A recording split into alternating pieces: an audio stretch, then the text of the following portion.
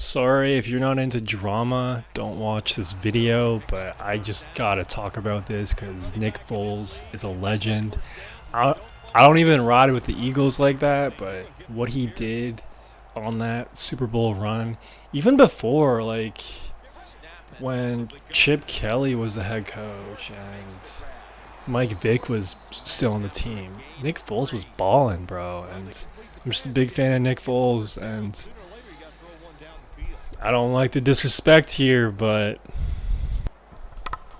a report came out recently that Justin Fields was a pretty toxic teammate to Nick Foles and Andy Dalton.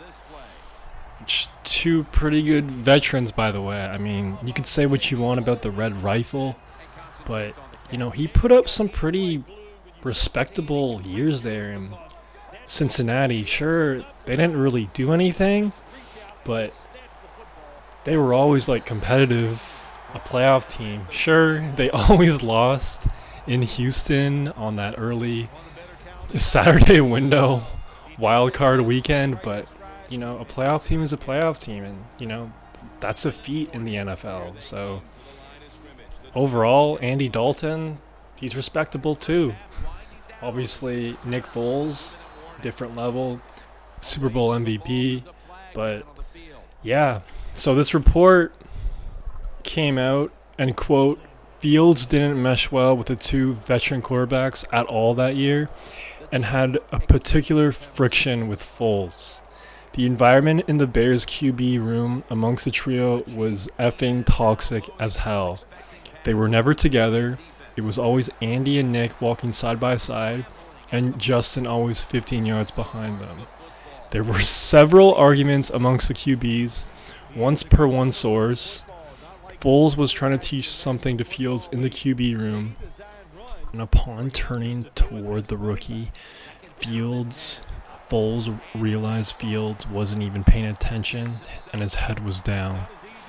At that point, Foles was done trying to play mentor. The two could not stand each other. Now, the thing about Justin Fields, I had a feeling that he wasn't the best teammate. There were some clues last year that kind of made me realize this. One, I can't remember the quote exactly, but he essentially called out his OC from last year, Luke Getsy, and he was basically saying that the play calling wasn't that good. And honestly, if you're a good teammate, if you're really that guy, you're not going to call out anybody. You're going to take full accountability, especially within the media. Behind closed doors is behind closed doors, but you never air out your dirty laundry. And I just thought that was a really kind of dead giveaway that Fields might not be that guy. And just like in general too, like I don't really want to nitpick him or anything, but I don't know. He kind of seems like an arrogant kind of guy. Like, compare him to a dude like Nick Foles. I mean, everyone loved Nick Foles in Philly. Literally everyone. And I know partly because he won a Super Bowl there and he was the MVP, but also, like, there was a reason why everyone loved him so much too, because it was such a contrast from Carson Wentz. Carson Wentz also has issues being a leader and not a good teammate and being really arrogant and just not taking accountability. There's a reason why he never really got a job just until recently with the Chiefs, because he doesn't have the best reputation. And I've mentioned this earlier before on a previous video, but being a leader is such an essential part to being a successful quarterback in the league and having longevity in your career. Like, you don't even have to be like a starting caliber quarterback, but if you're like just a good leader, a good mentor, a good teammate, and just like a good guy, like, you'll get paid that backup money and you'll have a hell of a career just making M's on the sideline and just having a good time doing that. Shout out Chase Daniel. I mean, he's made, like over $100 million just being a backup quarterback, and obviously he's not that good of a quarterback. He's just a good teammate. He's a good leader. He's a good person. And, you know, teams always look for that because having a good locker room, having a good environment, especially when you're having a rookie quarterback and you're trying to really, you know, be kind of delicate with him and trying to develop him. That's really important to just put him in a nice, friendly environment that's helpful to his growth. And there's also another side to this too. Like, Justin Fields only went for what, a 7th-round pick, a 6th-round pick from the Steelers. I mean, I don't know, man. There's definitely something there. So obviously, I'm pretty disappointed by this news because I like Justin Fields. You know, he's an electric player. As far as a quarterback as a whole, he obviously has some accuracy issues that he needs to work on, but just as a pure football player, you know, I was a huge fan of him.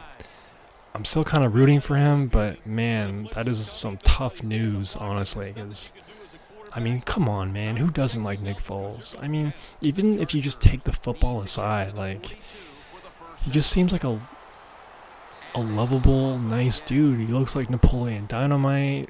He's a Christian. You know, seems like a simple guy. Like, come on, man. Like, how do you not get along with Nick Foles and Andy Dalton? Like, come on. Like, you know, if the quarterback room consisted of Jameis Winston and, like, I don't know, some other, like, flamboyant kind of out there kind of dude, I'd be like, okay, I kind of get that, but, like, how do you not get along with one of the nicest guys in the league? It's just major red flag. And yeah, just pretty disappointing news, but we'll see what happens with Justin Fields this year. I don't know. Maybe karma really does exist. Who knows? Because he might be on kickoff duty this year, so that'll be really interesting to see how all that plays out. But I just had to make a video on this. This was just really disappointing in my opinion. But let me know what y'all think about this news. Are you surprised by this? Are you disgusted like I am? Let me know. And yeah, that's all I got for right now. Peace.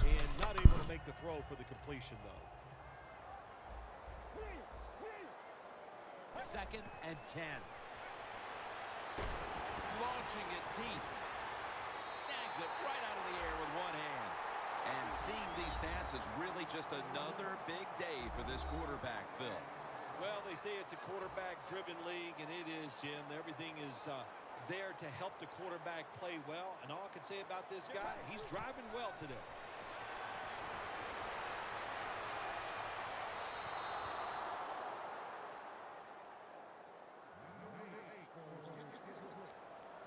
After the incomplete pass, it brings up second down. They'll hike it to him out of the shotgun. And he's forced to the